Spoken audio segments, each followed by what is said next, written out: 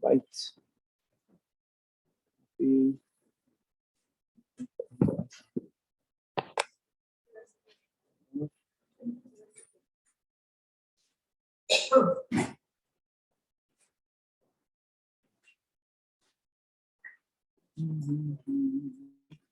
You ask Tony to send something? 10:30. Okay. All right. I mean, I'm gonna be here when they come. You don't have to. You don't have to. I think it's worth to listen to. No, I want to make sure the food gets put away properly, so it's not waste. And I'll put it. No, don't wait for that. Don't wait for that. Hold on. Really for that. Sure. Yeah, I'm positive. I'm positive.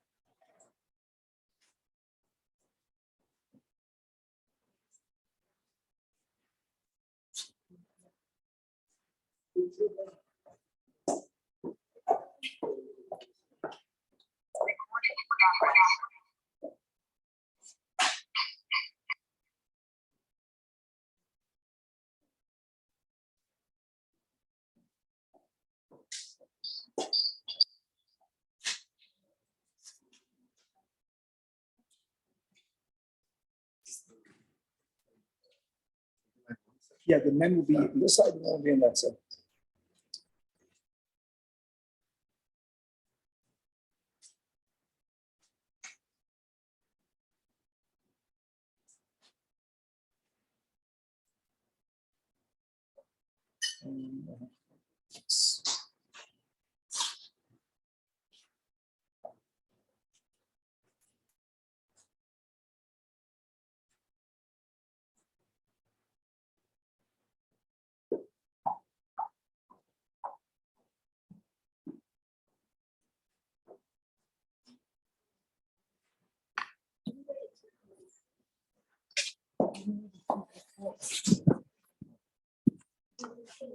Judith, I'm going to put you to work. Let me explain to you like this.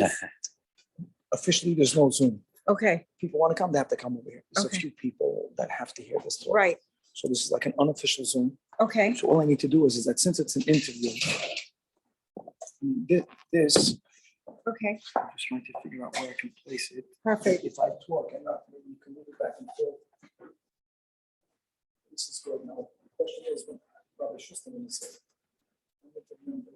I think it should be over here then. okay, so then you're in charge of it. Okay, Tova, help. I'm gonna first. Yeah. Take a look. It's really blurry though. Oh, there you go. Mom, go stand over there. And if you have to pick or choose, then it's gonna be Rabbi Schusterman. Right. You're standing over there? And see what that is, makes everything work. Mm-hmm. Yeah.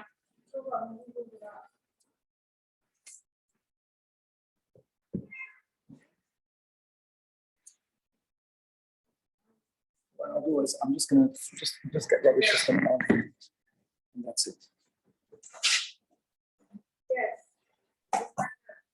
That's it. Just, I hear you. here we go. Okay, if you can hear, can you still hear? Yeah, I can hear you. Okay.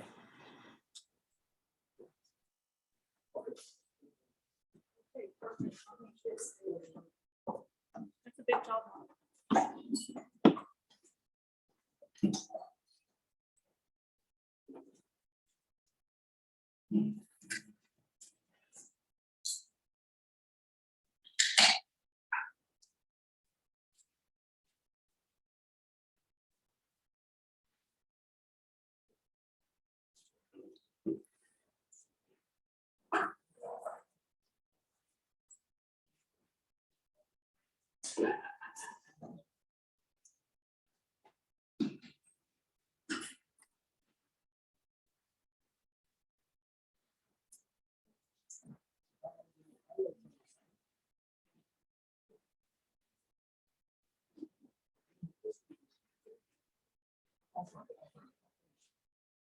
It's so good.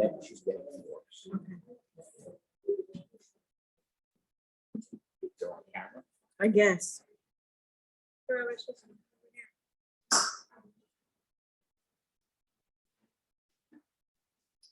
Good evening. It works. Wow.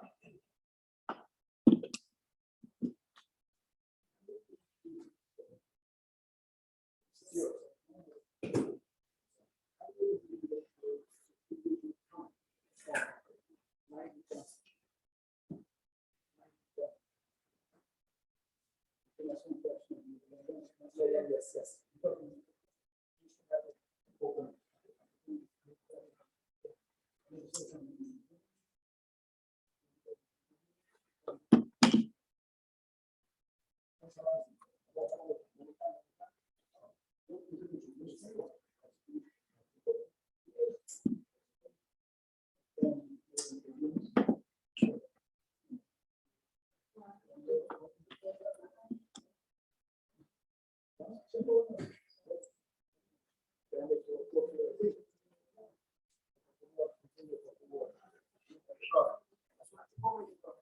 I can ask you Rabbi Schusterman to stand.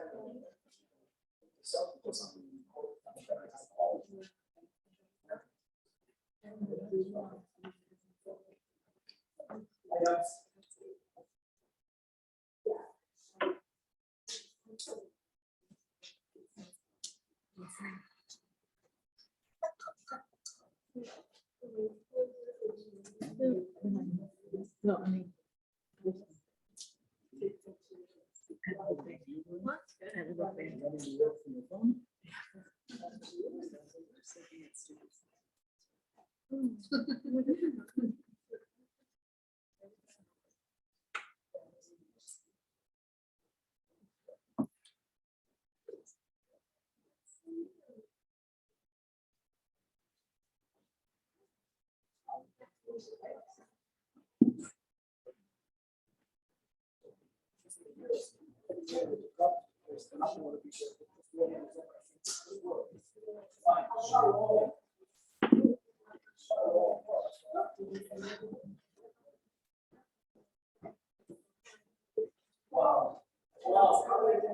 Wow.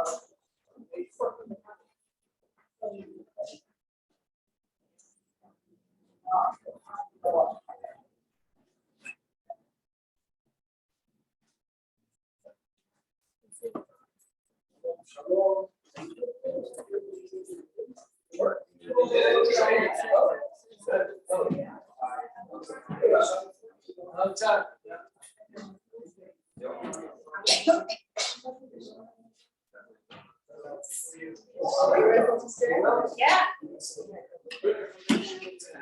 I can stay.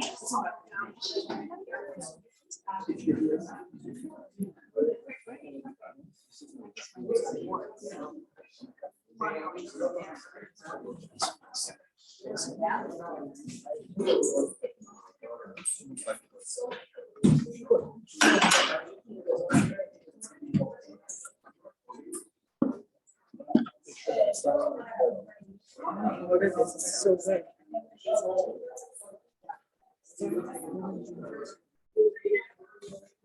I think as the gender accommodates, we can begin with a nice negative, like a warm up and warm up here.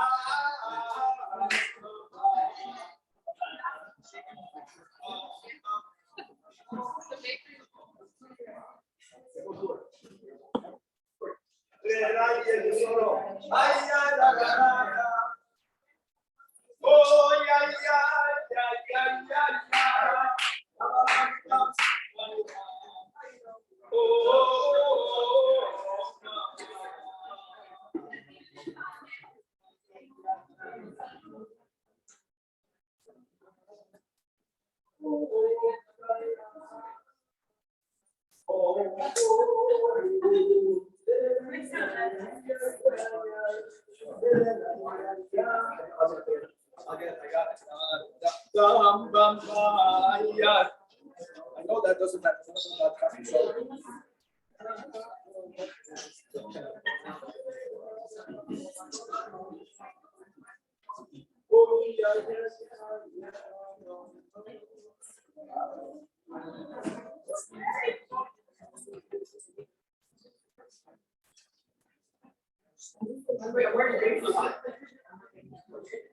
It's a spike in the morning.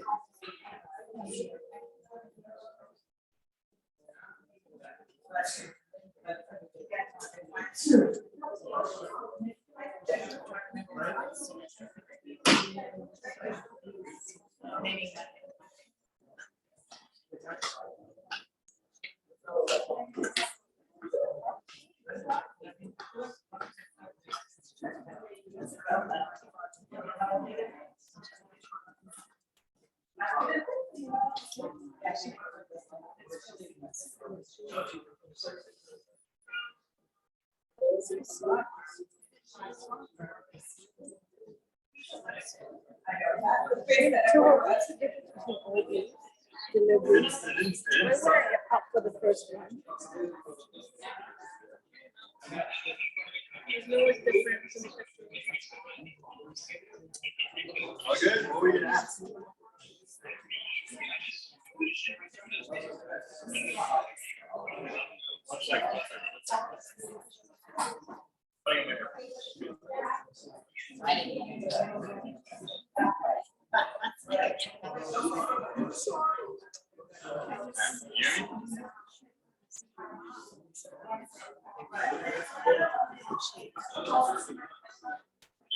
so good.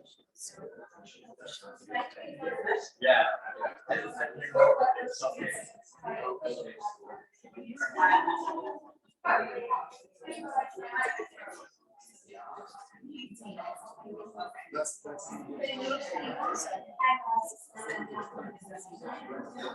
Stuart. What?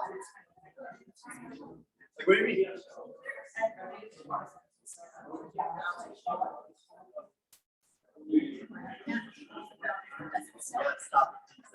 Let's go up.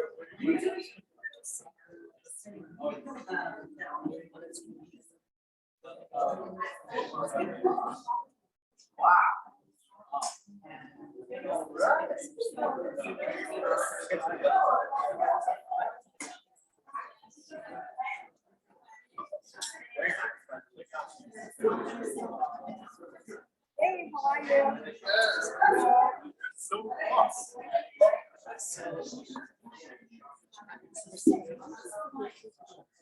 That'd be your fault.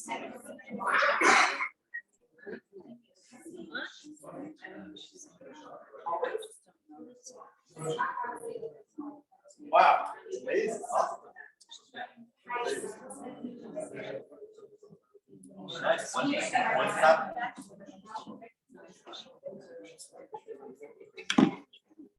Wow. You give me I think that was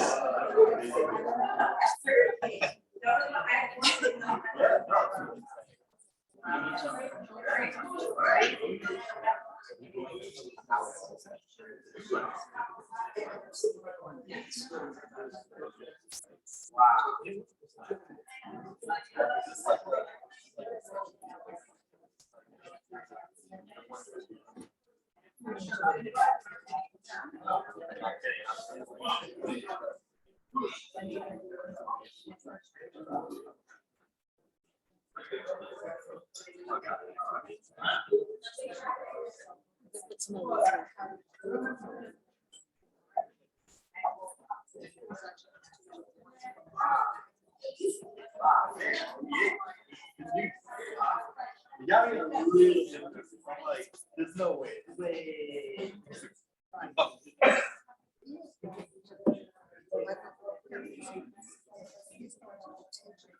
Yeah, it's so exciting.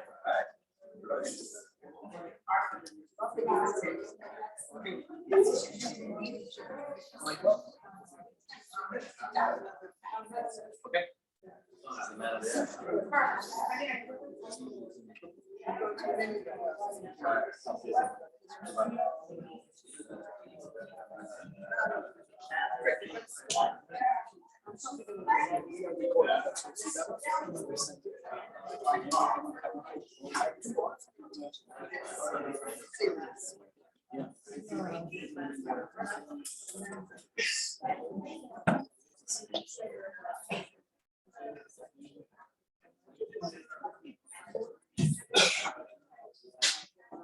Good evening and shalom aleichem to all. On behalf of the Chabad Solar community, we warmly welcome and thank Rabbi Gershon and Rabbi Schusterman for being here tonight. I knew of the Rabbi Schusterman for many, many years. I went to Yeshiva here in Los Angeles in 1982. And at that time, in the world of Chabad, if you're looking for a Baal Seichel, for an intelligent person who is also very articulate, which doesn't necessarily come together, and a good role model of Shliach HaKuveveh that's building up beautiful wisdoms, that was Rabbi Gershon Schusterman. I'll tell you another little funny intro. We just had with us Rabbi Paltiel a couple of weeks ago. Rabbi Paltiel, as a bracha, was a shliach here in York in Yeshiva Oral Chaim Chabad. I think it was in 1986 or 1987. I also happened to be here that year. And the shluchim used to go to Long Beach. At the time, Rabbi Gershon Schusterman was a shliach in Long Beach. I don't know if he was giving a share just for the shluchim or if he was giving a chassid share to the community here, and they so loved it that they went there. And the Hanal of the yeshiva did not allow the Bachar to go to Long Beach.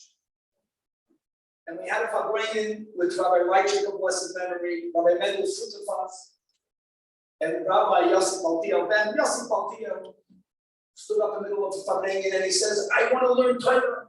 I want to learn Hasidus. I want to go to Rabbi Schusterman. And he was really shouting at the whole staff with Rabbi Reichik, with Rabbi Mendel. Why are the shluchim not allowed to go and learn Torah with Rabbi Schusterman? It was beautiful. Beautiful. It was a holy rebellion. What was the answer? There was no answer. They were just saying they're shocked. They were shocked. They never saw such an expression of outrage. But they came. But they came or not, that I just remember that moment. All I can say is that I never knew Rabbi Schusterman as a person. And that's the way of the world. When you have someone that you look up to, especially if you know him when you're very young and a person who's very intelligent, wow. If you're going to read this book, this man, this rabbi, Mamish put his heart in this book, which is something that I never saw coming. You're actually a person. and that's a big thing. And I'm just saying this as a big, it's an honor that you're here. And the Savior will be there. Rabbi Schusterman will share a few words. I was asked to make a little bit of an interview, and just a heads up, Rabbi Schusterman, as a person, I was thinking of asking questions on the book.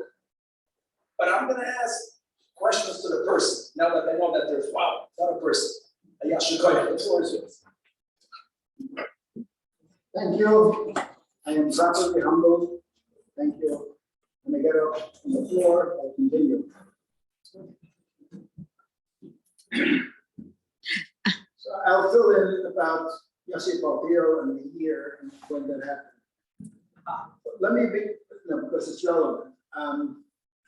Let me begin with the background which led up to the challenges that myself and my family had, and which eventually gave birth to this book. It started actually in 1986. And the Bachram did not come to my house in 1986. I went to them. The Bachram, the Shulchan, who were 18, 19, they already knew how to learn, but they wanted advanced Hasidus. I would come there every Sunday morning at 7:30 and give them a shiur for an hour, down the Shabbos and go back to Long Beach. Those days, from Long Beach to Yeshiva, took 28 minutes. Today it takes almost 45, but that's the way it is. One particular Sunday morning, it was Dalet Nisan Tafshin Mem, April 13th, 1986. On the way back from the yeshiva, must have been about 10 o'clock, I got a telephone call. Now, if you remember 1986, people did not have cell phones. I had an attaché case phone, because the early cell phones, you had to carry a battery with you, the size of an attaché case. I was running the Hebrew Academy, and that justified buying that, renting that, I don't remember. But the phone rang, and it was my wife, who called to say she is not feeling well. And you know, there's how you say it, and it didn't take a lot of thought to realize this was not your average, I got a headache or a stomach ache, there's something very real going on. And I said, I was on the freeway, I said, I'll rush back as soon as I can. I may have broken some speed records. I came home and opened the door, and it was very clear that this was not your regular, not feeling well, as she was. Our second child, who was then 12 years old, Yahu, we told him, you're in charge for the next while, for the kids that are there. She had already gone, that was, if you had young children before Pesach, you have a pre-Pesach program where we had the children perform. We had enough children, we had 11 kids, still have 11 kids. There was enough kids who were performing, plus she played piano well, and she was a musical accompaniment to the program.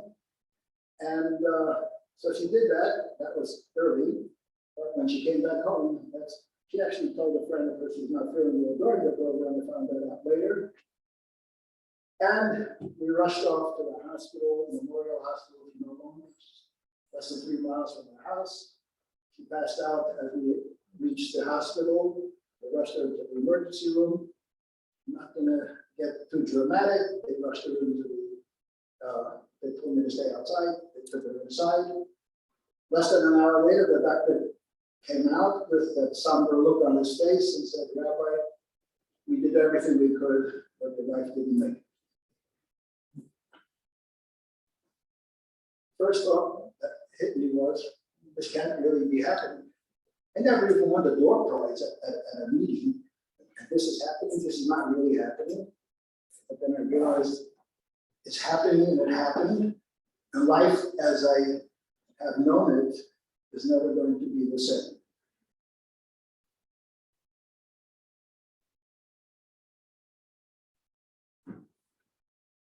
And then I said to myself, this is my challenge and opportunity that everything that I believe in, everything that I've learned, everything that I taught, now I have to test, will I be able to live it out? Will it be my reality or not? You know, until you're tested, you don't really know.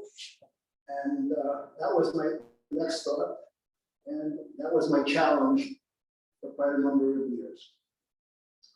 You can have a rabbinic degree, you can be a preacher and a teacher, but underneath all that, you're just a person.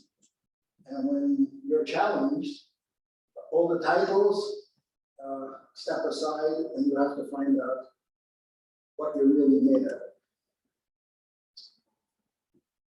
To describe that time, I will just simply say it was challenging, difficult, impossible, but we survived. But I was off balance because when you're married, you are balanced by your spouse.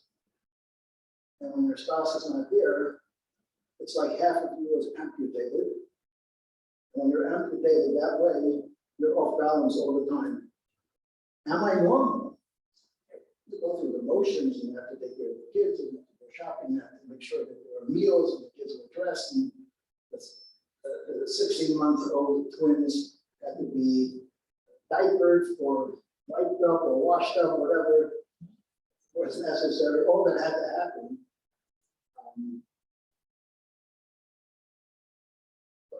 But I had to do it. So there's no need to elaborate on that other than to say the challenges were profound. On a personal level, I tried to find things to learn, things to read, not just the scholarly abstract stuff, something personal from Jewish people who went through what I went through. And there were no, at that point, there were no legitimate books of this type. The only book that addressed this was the bestseller of 1981 from Rabbi Harold Kushner, Why Bad Things Happen to Good People, which I read, and it left me cold, because his thesis was that God is really a nice guy, very sympathetic, but he doesn't control everything. He doesn't control evil.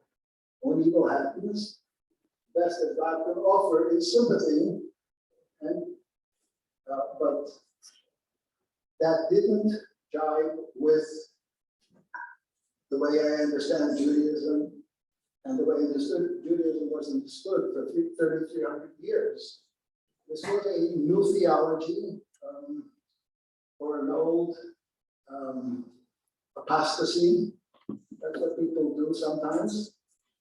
So that didn't work. And 2 months later, I was running the Hebrew Academy, which is alive and well. Moved. It was in 1976. It was in Huntington Beach. We were renting the public school, we bought the public school, and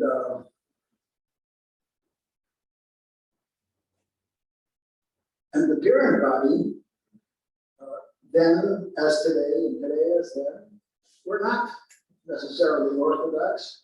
I would say in 1986, maybe 20% were Orthodox, and the other 80% wanted a good secular education, and will take the Hebrew education as a bonus. That was the selling point. We are a blue ribbon school, and the kids will get the best education, and they won't have to go to Hebrew school after school. That worked.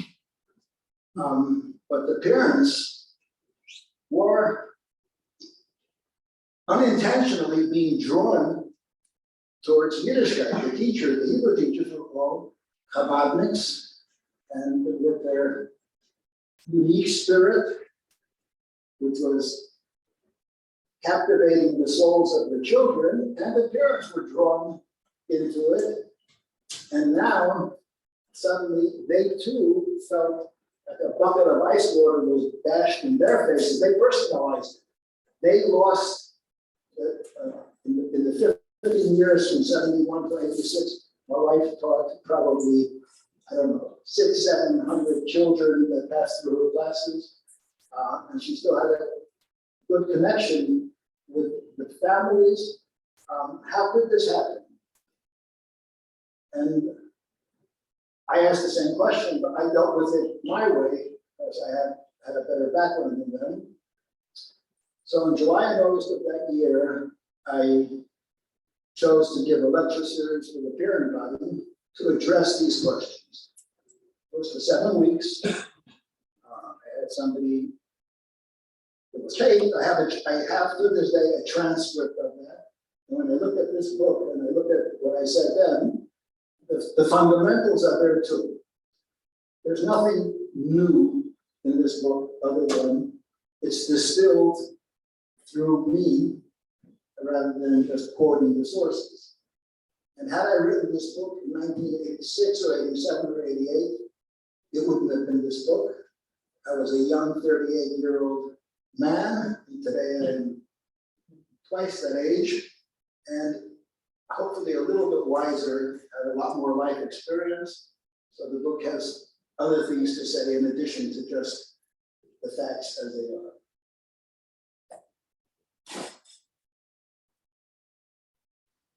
Generally, there are different words to describe problems that people have. Problems, troubles, sorrows, crises, and tragedies. Some, I also need to point out that which word you use to describe your struggle has a lot to do with your own personal resilience. Some people will take big problems in stride, relatively speaking, and some people, a little thing will overwhelm them. So there's a sliding scale of what is considered a crisis. And there are answers that everyone is familiar with. Things that are to refine the person, bad things happen to a person to refine them, bad things happen to a person to test his faith, bad things are, and so on. I'm not going to go into it. They're all mentioned in the book, but none of those answers, they're explanations more than answers. It's not like you ask a question and you get an answer, and when the answer is over, the question no longer exists. In these kinds of life questions, yes, you have an explanation. Yes, technically that's an answer, but you are left wanting because that doesn't it's never satisfying. When it comes to a tragedy, and a tragedy which is certifiably overwhelms the person. Death always overwhelms a person, even if your father died at the age of 95 after living a good life. Death is where the door opens to the beyond. We don't know where that goes. We don't know where he is. Here he was, now he's gone. Is he in heaven? Where is he? But especially when a death happens in a way that is abnormal. A child dies from an illness. A middle-aged person dies from a car accident. Heaven forbid, in the hands of a bad person has taken a person's life. Or a mother of 11 children at the age of 36. That is an issue that not only the children and the spouse can't really integrate, but as I was saying before, the whole community could not integrate.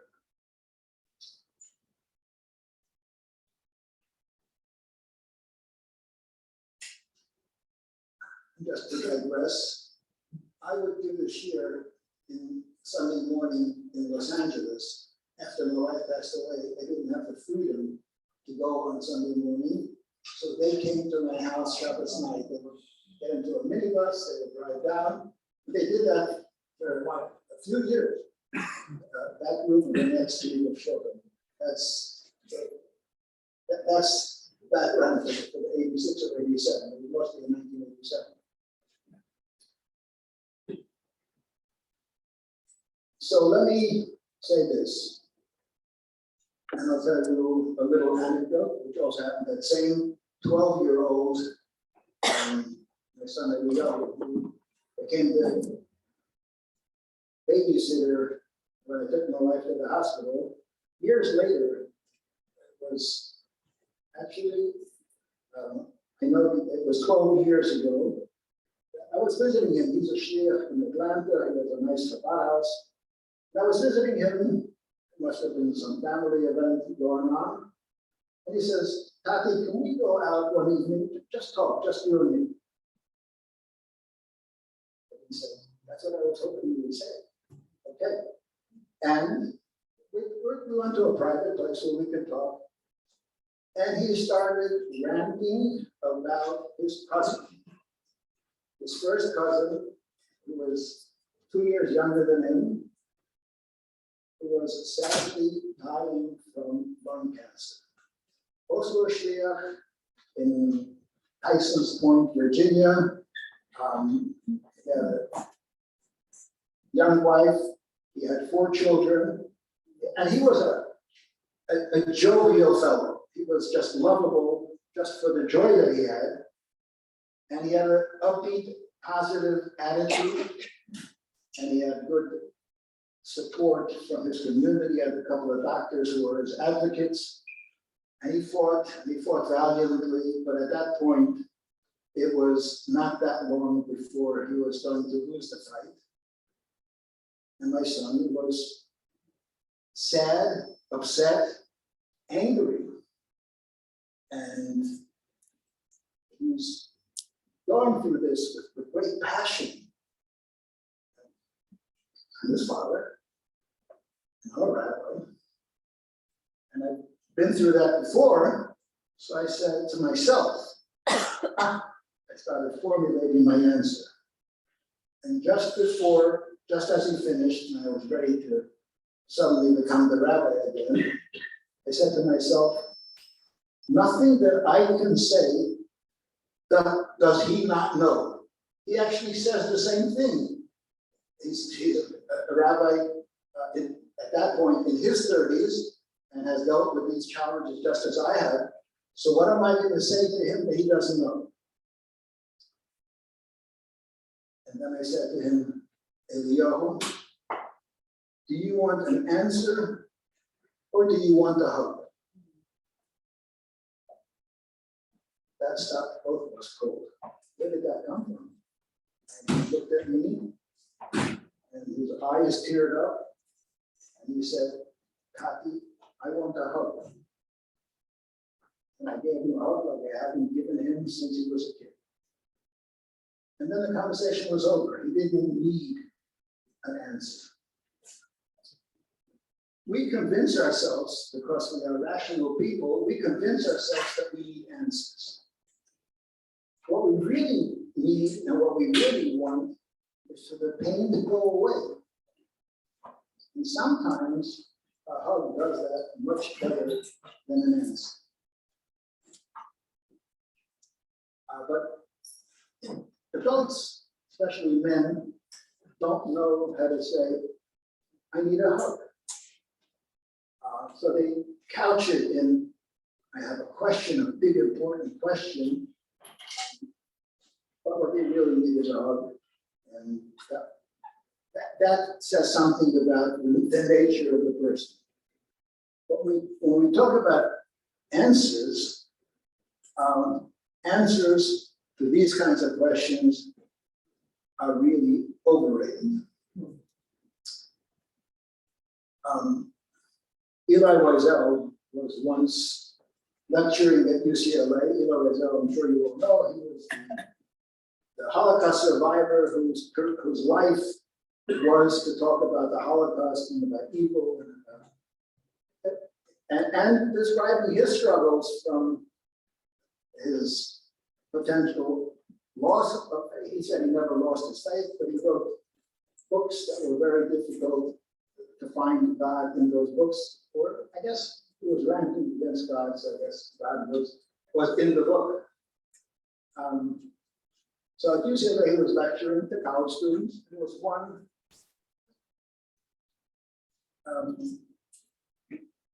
student who was standing on the side, and every time there was applause, and where was God? And Wiesel ignored him once and again. And at about the 4th time, Wiesel turned to him and said, and if I gave you an answer, would that make everything good? That's That's one way to look at the question, what is the role of the question? And Weisel, who probably had more experience in lecturing on this subject than anybody else, he had a different setting where he was asked the question again and again, and he said, I have the answer, but I can't tell it to you. Question is, why not? If you know the answer, why don't you tell it to me? It's because if I gave you the answer, you would become a Nazi. What that means is when we address a question as why did the Holocaust happen? If there is an answer, well, the Nazis had perfect answers. Go read through all the trash that they wrote, the philosophical trash, and what would be the difference of you sitting here in a lecture hall, where you was lecturing, and have an answer, and the Nazis who had an answer, and they acted on the answer in the most heinous way that human beings can. And they were the most sophisticated, the most scientific oriented, the most, and the most murderous than any nation in the civilized world, which I guess at that point, the word civilized would have to be put in quotes because that was the most uncivilized event. So getting down to the bottom line, there is no rational answer for the Holocaust. And, you know, for a parent who loses a child at 1 or 3 or 5, they have a right to say, this is my own personal Holocaust. And there is no answer that can answer that question.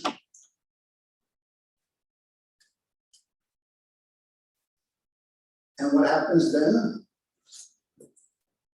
In the place where the loss is, there's a void.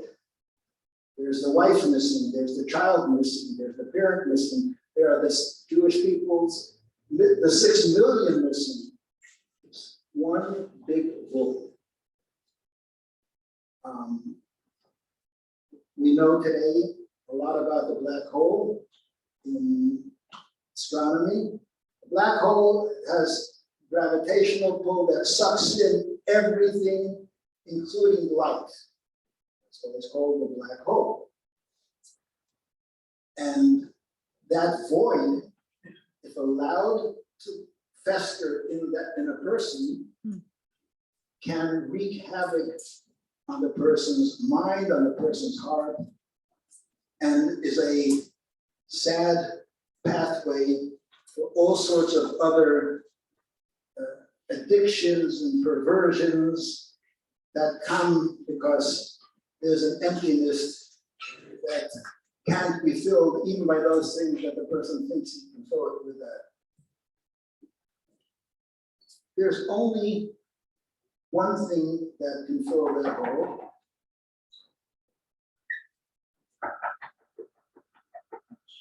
And that is God Himself.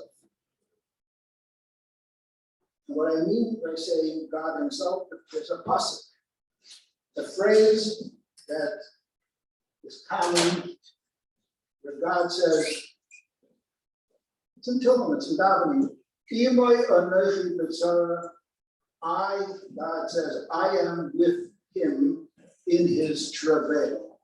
I am in his void. He is not alone, even though he feels the loss and he is lonely for missing that which was there, but I am there with him. And ultimately, that is the only answer that can satisfy the person. At a Shiva house, and we all had the opportunity hopefully not too often, but we all have the opportunity to visit a Shiva house. So we say the traditional phrase, "Makom Yenachem Estem B'Tzal Sha'ar," may the Almighty comfort you among the other mourners of Zion and Jerusalem. Hamakom means God. Makom means place. Makom means space. Why is God called Makom? Hamakom, the space or the place. There's a medrash that says, that he is of the world, but not, he is in the world, but not of the world. The world is superimposed over his being or his existence. Yeah, that's a little esoteric and a little philosophical. But God does fill all space. Zohar quotes, "Less asar panim minei," there is no place before of God. And it doesn't only mean physical space, it means spiritual space. It means God permeates everything. And he permeates the hearts of people, and he permeates tragedy. God, the very architect of the tragedy that you're suffering from, is simultaneously with you in your void. And if you can reconcile the two, you have a foundation with which to rebuild. You can experience your grief and rebuild, because you are not a victim. You are the recipient of God's plan.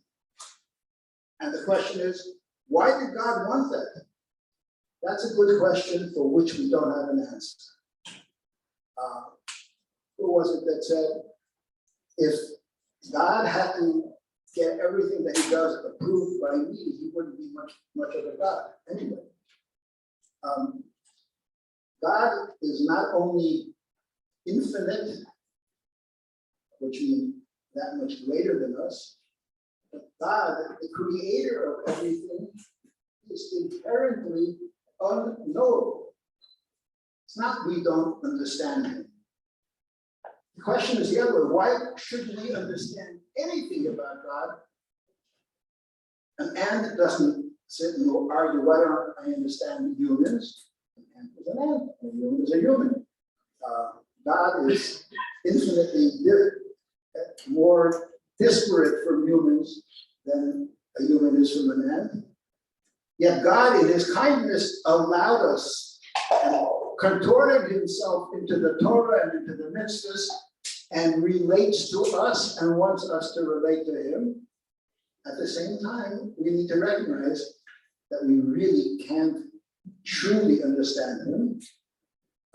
Often we do. We learn Torah, we can understand life from a godly perspective. But when things happen that challenge, that defy that, that's the time for us to submit. So I think this is a line from the 12-step program. Things don't happen to us, things happen for us. God does things which we don't appreciate for us. And this doesn't have to be too philosophical, because we are reading it in today's Seder, this week's portion of the Torah. Joseph, who was kidnapped by his brothers, they wanted to kill him. They threw him into one pit, then he went to another pit, then he was sold into slavery, and he went through all that travail. And at the end, he ended up being the viceroy of Egypt. And when his father Yaakov passed away, in this week's Seder, the brothers came to him and said, they said to each other, he's going to take revenge. He's going to take revenge now that our father Yaakov is gone. He's going to take revenge. And they made up a little story that father said, you should forgive us. And he said, I don't bear a grudge against you, even though you had nefarious intentions in what you did. God had a positive purpose for it. And Joseph, interestingly enough, lived that way throughout all his 22 years of struggle. He had the belief that whether I understand it or not, this is part of God's plan. Not knowing how the plan would work out, and we don't know how the plan is going to work out for us. In Joseph's case, we know how the story ends. In our case, we don't know how the story ends. And sometimes the story doesn't end on this world, the story ends in the afterworld.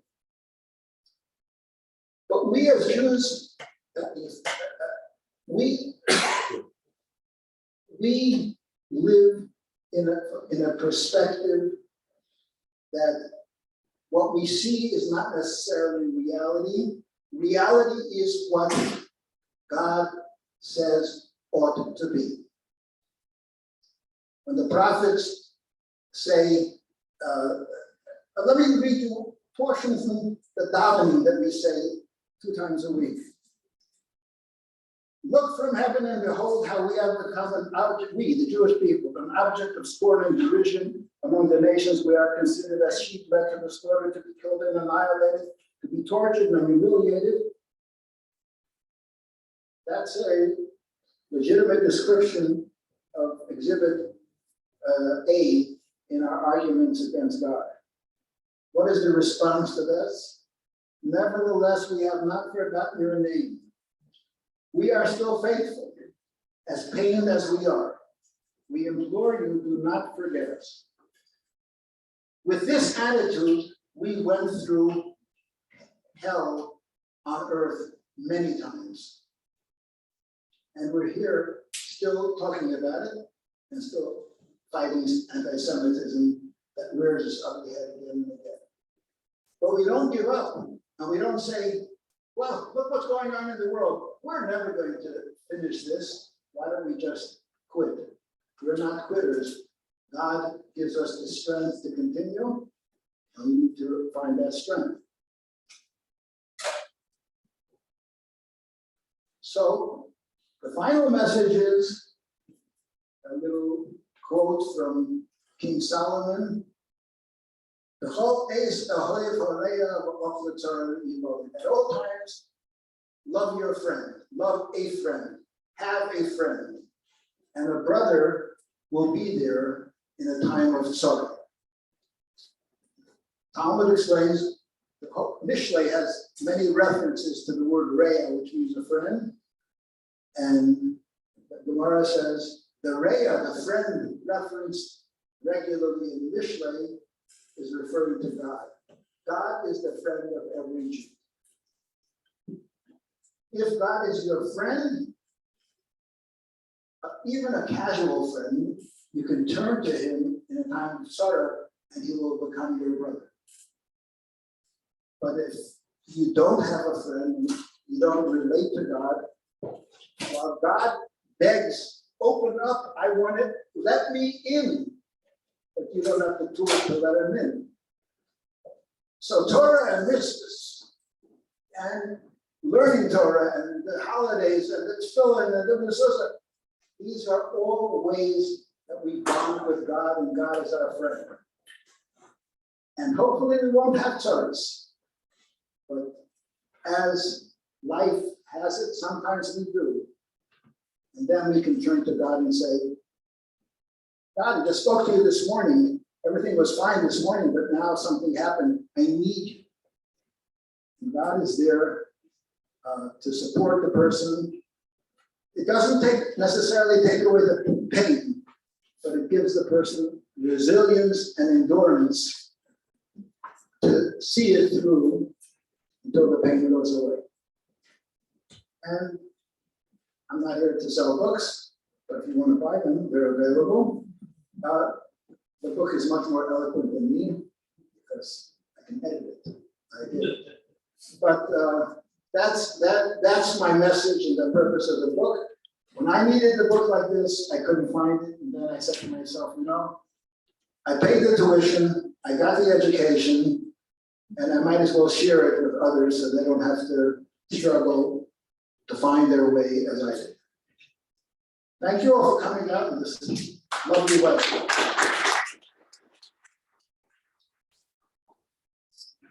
So, first question that comes to mind, personal question.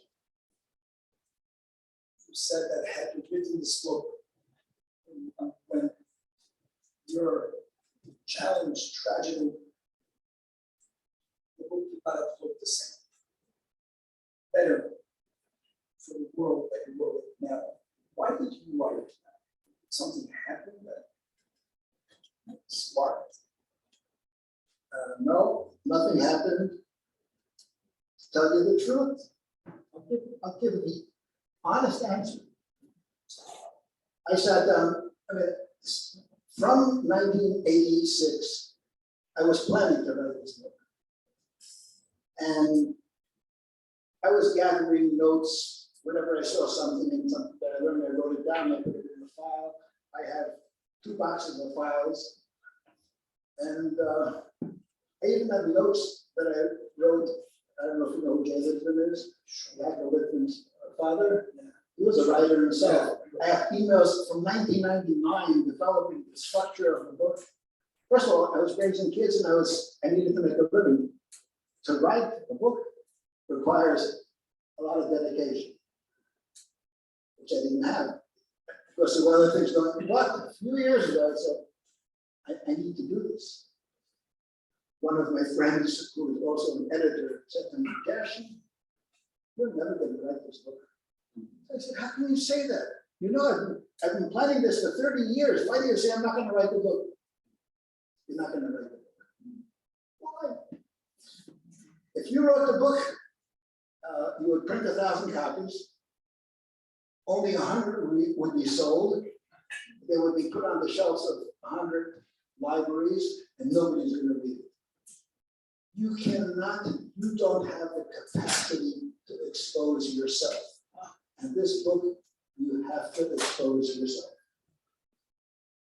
So I was right. She was right, and you were right. But there's one other step. About 3 years ago, I decided, I'm writing the book, I would sit down in front of the computer, and my fingers would freeze, my mind would freeze. This happened week after week, month after month. And I said, this is no good. I need to find a therapist. Don't laugh, it's true. I found a good therapist, I'm not going to mention his name. His name is known, as he speaks on Dennis Prager's show 4 times a year. A professor at UCLA. A nice Jewish man, I didn't know it. He's a chazan in his shul, he reads the Torah, he goes to Pechiyas or Rosh Hashanah. I met him, spent an hour with him, he broke this, he broke that, he broke this, he broke that. Nice, interesting stuff, but we decided nothing happened for me. Gave you something I hate, have a good day. 2 weeks later, I called him up again. Would you be so kind, see me another time? All right. So another time, same story happened again. He broke this, he broke that, old stuff, new stuff, nothing. Okay. So we acknowledge that it's not happening. But as he's walking me to the door, he was very personal and friendly.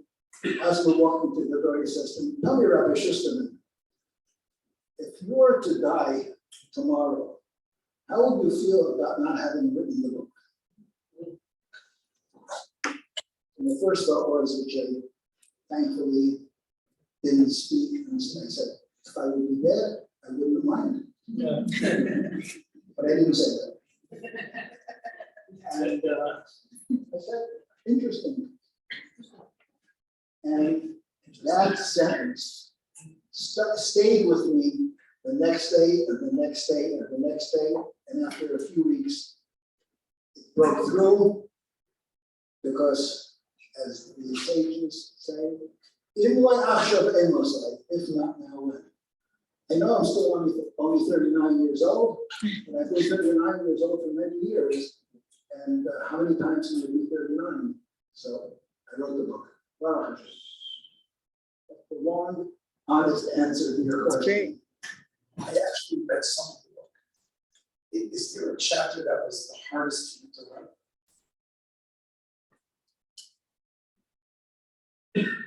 Philosophically, the chapters that were hardest to write were the Holocaust and the hereafter.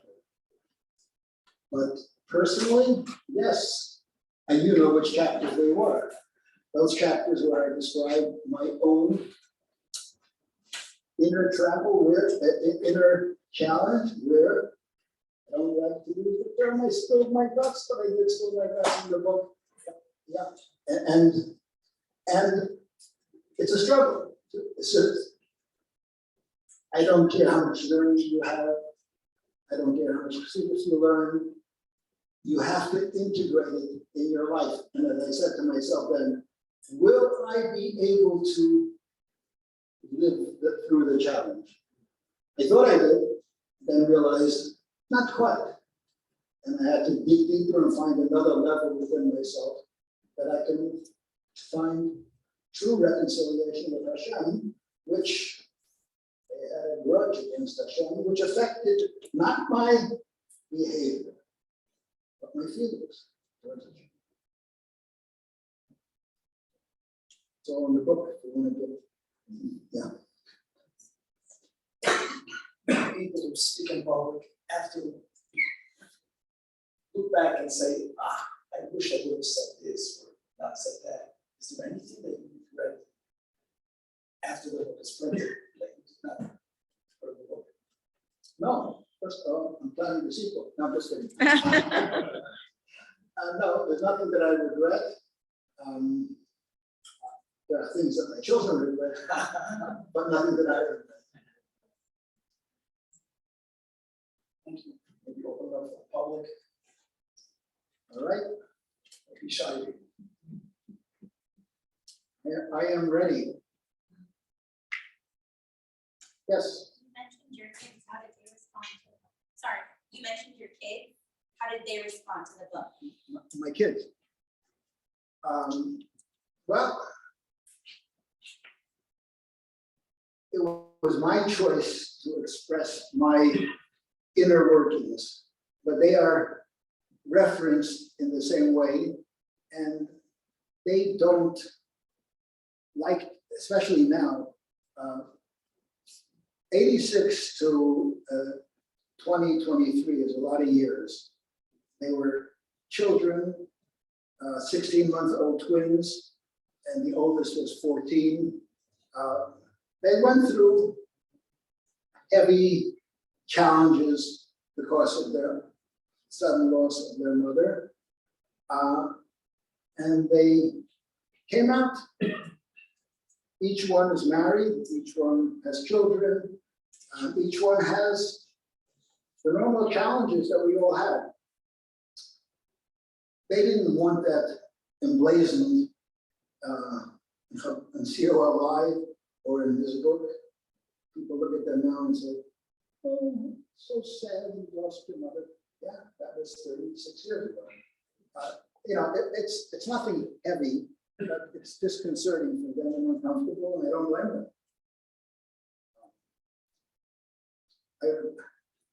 There's a blurb here from Rabbi Yisrael Breitowitz, from Eshet Torah from Yerushalayim, and I listened to a lecture of his online, which is also on the subject, bad things happening to good people.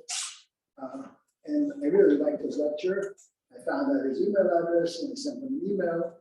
And I said, can I share with you the manuscript? Maybe you'll write a blurb. And I told him a little bit in an email. And he responded with full of condolences. I didn't tell him that it was that many years ago. He thought it happened last week or something. So I felt then exactly like my children feel now, because I am exposing them without asking their permission. And I understand that. They're rolling with it. I can just follow up on one point that it's so important and beautiful what you did, that even though your children might feel uncomfortable, as parenting, you are showing them and showing all of us how important it is to go through the process that you are in this book. So there's so much upside, even if definitely worth it. I don't I don't regret it in the slightest. Yes, You know, from when you started collecting the notes and writing the book to now, and that's been recently published or came out recently, was it like a cathartic experience for you? Like, did it help process any of the? yes, going through a lot of these issues and working with how I can express myself. Yes, that I had to relive a lot of that. It was not easy. And yes, it was definitely cathartic and healing. Yeah, absolutely. Two questions. I guess it's understandable but unfortunate that if someone has it's understandable but unfortunate if someone has a personal holocaust of parents of a child. Why would God give someone just a lifetime of personal holocaust? And does it ever end? And I guess my second question is there like a way that a friend can support someone going through just a lifetime?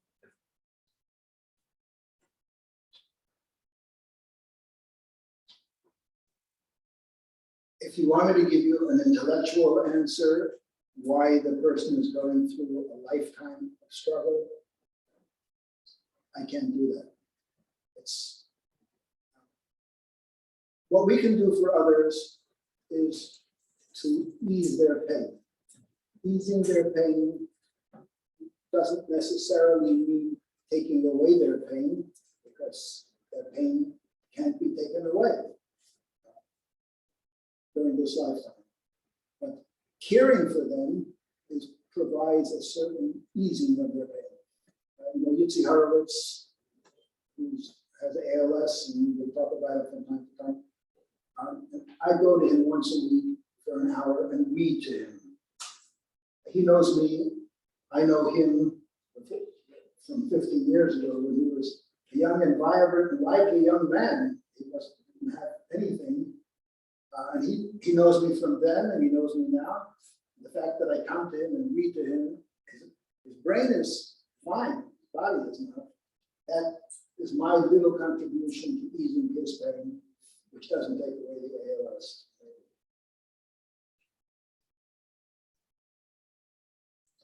Regarding the Holocaust, somebody spoke to the previous Rabbi Gershon Schusterman, who was the Rebbe during the Holocaust, and asked, why did this happen? It is not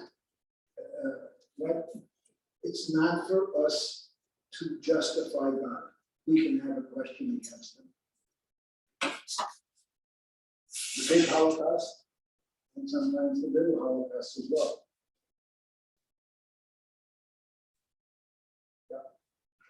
So how do you explain there's so many situations where people either turn against God or a tragedy actually makes them turn closer to God? How do you explain the two different approaches, meaning they could have undergone the same experience? Good question. In my research, it's not in the book, but in my research, in Tel Aviv University has access to many, many Holocaust survivors. And they did research and did surveys about people who lost their faith in the Holocaust and people who found their faith in the Holocaust. And the interesting thing is that the difference between the numbers, the percentages, I'm going to say the numbers that I remember, but I wouldn't vouch for it. 17% of the people who were religious before the Holocaust lost their faith, and 14% who didn't believe in God before the Holocaust did, found faith. Sorry, it was 17 or 17% lost, 1/7. But again, look it up on Google if it's accessible. I don't vouch it, that's just what my memory says. It has a lot to do with the character of the person. It has a lot to do with if anybody knows Jewish history, the Holocaust was unique in limited ways. The fact that the Jews have been on the receiving end of anti-Semitism and murderous mobs,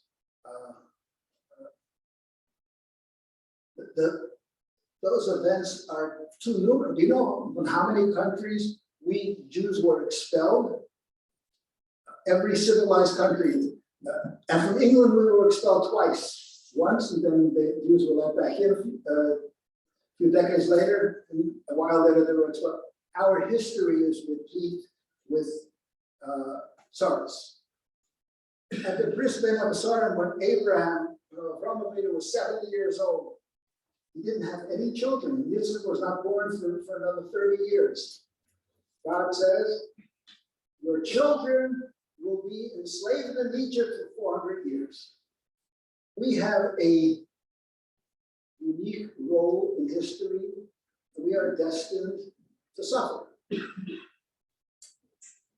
Torah refers to, God says, I took you out of the crucible, which was Egypt. Crucible is a pot in which you smelt metal, and it's used to refine metal. So there's an indication that that suffering is some kind of refinement, psychologically, religiously, mystically, I'm not sure. So there's a purpose to that.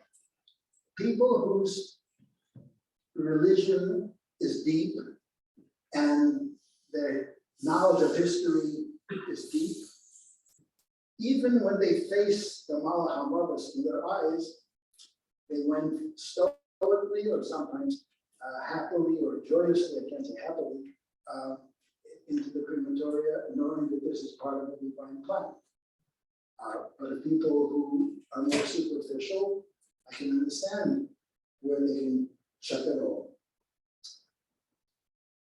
Conversely, people who were people who were never forced to think, why am I here and what is my purpose?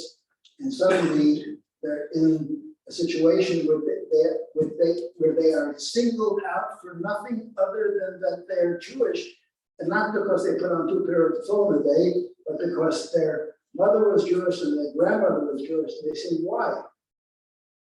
Some of them found God in the Holocaust. Lived it over there. Do you have any tips or share different things that you feel like have helped you in like most troubling times or difficult times that help you get I didn't hear everything clearly. Can you repeat it again louder? I'm sorry. What are the tips that really through? help Just you share in your your difficult personal times? things that helped you get through the difficulties. I don't know that one of the tips is called the Tillim. The other tip is called the Siddur. And the background knowing, another tip is called Emunah. Knowing, and I never was deterred from my absolute faith that I had when I was a little child and never lost it. I remember in the teen years, I thought for a while, I had options. I have options. I'm 17, I have options. And I said, why do I want options when what I have is just excellent? And I didn't consider, but the awareness that God gave me a life of purpose. Today, things are not going so well, but that doesn't take away the purpose of my life. And I can lean back on that or fall back on that when I need it. Yeah. What's the experience that you want? Do you have any advice to parents regarding dealing with their children? A child of theirs is going through a tragedy. How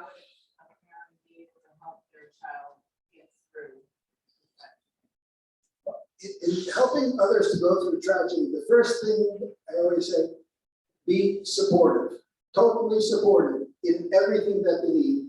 Take away their pain to the extent that a parent can do that differently than a stranger. A stranger can bring a meal, can visit for 5 minutes, a parent can give them love and support. And then encourage them to realize that they're Jewish and they have a neshama and they have challenges. We've always had challenges and we are resilient. Find your resilience, find your inner resilience. And there's some chapters of that in the book as well, how to find resilience after tragedy. Yes. So you mentioned that like you went to therapy and things like that. Was there anything else specifically that you felt like grounded you or helped you get through? My children, I couldn't abandon them. They needed me more than I needed them. So I stuck with them and they made me get up in the morning and together we came through. How would you relate to someone going through a tragedy, but who confesses not to have complete involvement?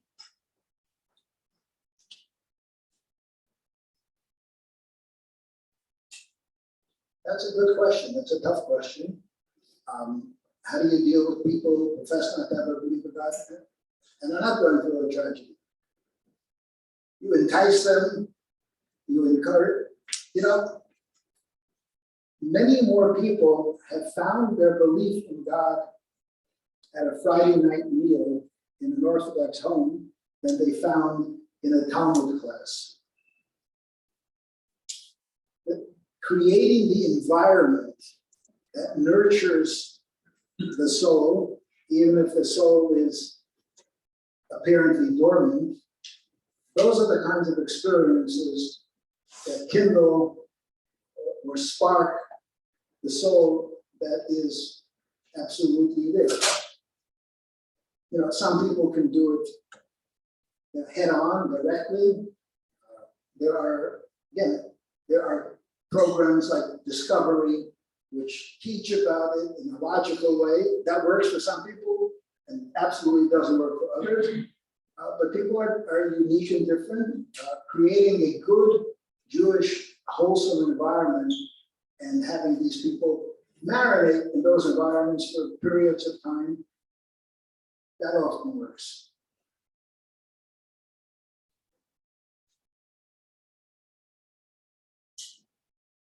Yes. So embracing a difficult situation, embracing it, you say you're not going to let it chase you down, you're not going to let it defeat you. You're going to embrace it. You're going to use that type of process where you embrace the pain, you see that God is giving you what you want, and you are fulfilling your purpose by embracing that pain. Yep. Which is makes you a little bit happy. Not to be masochistic, it doesn't mean there's makabel. To be makabel yisur ba'al. What does it mean to be makabel yisur ba'al? To accept affliction with love, knowing that this is from Hashem for a purpose, and that gives the person that is exactly what you're referring to. The makabel yisur ba'al is a way of serving Hashem. It doesn't mean that we want the pain, but as long as the pain is there, you might as well accept it with knowing it's coming from Hashem and say, this is my challenge, this is my avoider this week. I don't need it next week. Take it away for next week. Yeah. When you were talking about different personalities of how they react when they're feeling a challenge, and how someone that's more deeper and more spiritual could get have just like a stronger connection with Hashem. I find with going through my own challenge how when you have that connection and are spiritual, you could kind of say that you just like how you were feeling angry because Hashem was so real to you and so real that you get angry of like how can you believe and trust in you have this connection. So how did you work through your anger and with that?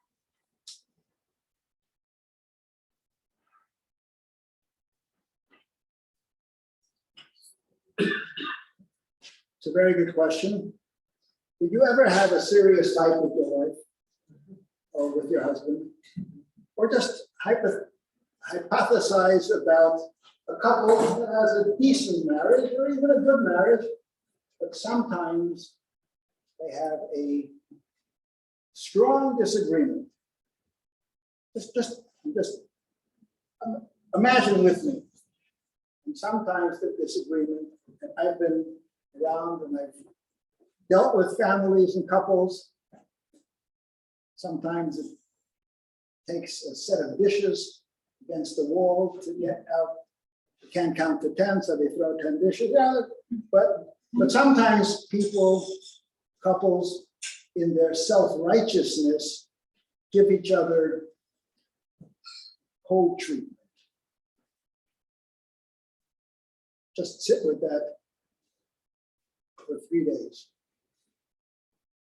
No, people do that, and it's a form of Cold War, but it's an active war. Sometimes that might be the beginning of the end of the marriage. And they dig in deeper. And sometimes they realize without negotiating a peace deal, a peace treaty, I need the marriage and I need you more than I need to be right. I said that to Hashem. Hashem, what you did, I don't appreciate it. I haven't spoken to you intimately for a while. But I don't know what you're losing by that. I know what I've lost in the last few years. I'm getting over it, whether I like it or not. I'm getting back with you. And that's how marriages, that's how the 3-day Cold War ends. And that's how my longer period of 3 days with my grudge against Hashem ended. Because the relationship is deeper and more important than the grudge.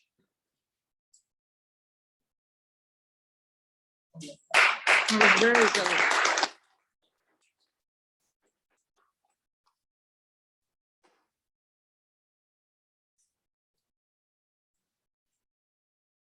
It's just a big yasher koyach for coming.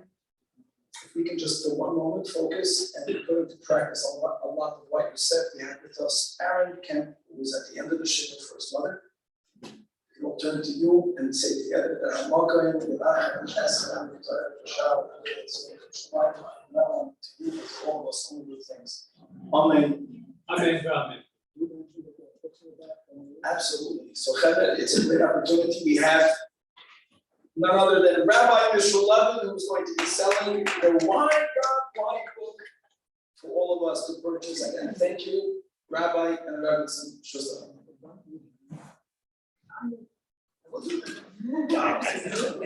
All right, there you go. You heard straight from the original. Wow. I was just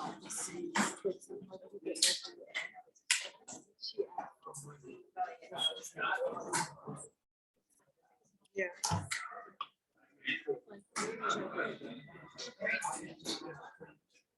Yeah.